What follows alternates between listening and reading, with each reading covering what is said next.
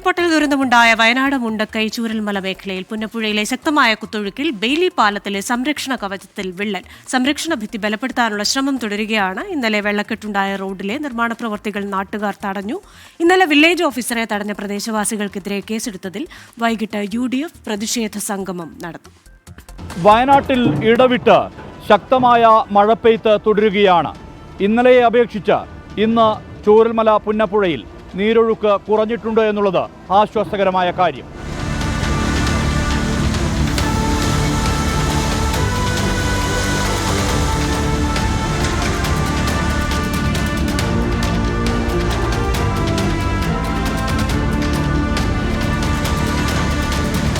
പുന്നപ്പുഴയിലെ കുത്തൊഴുക്കിൽ Bailey പാലത്തിന്റെ സംരക്ഷണ ഭിത്തിക്ക് 3 ഇടങ്ങളിൽ വിള്ളലുണ്ടായി.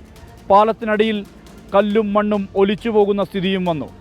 പാലത്തിന്റെ സംരക്ഷണ ഭിത്തി ബലപ്പെടുത്താനുള്ള ശ്രമം തുടരുകയാണ്.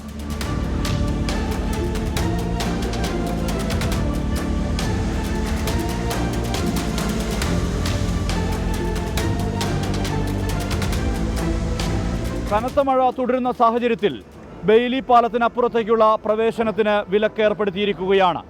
പടവട്ടിക്കുന്നിലേക്കുള്ള റോഡ് നിർമ്മാണം വീണ്ടും ആരംഭിച്ചതിനെതിരെ പ്രതിഷേധമുണ്ടായി. നാട്ടുകാർ നിർമ്മാണ പ്രവൃത്തി തടഞ്ഞു.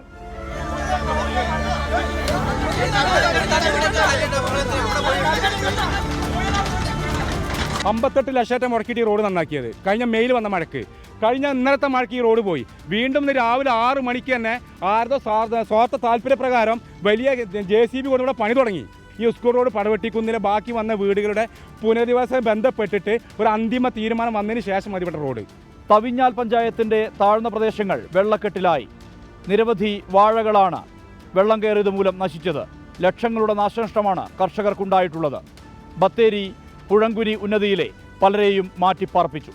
സുർജിത് അയ്യപ്പത്ത്, 24 വയനാട്.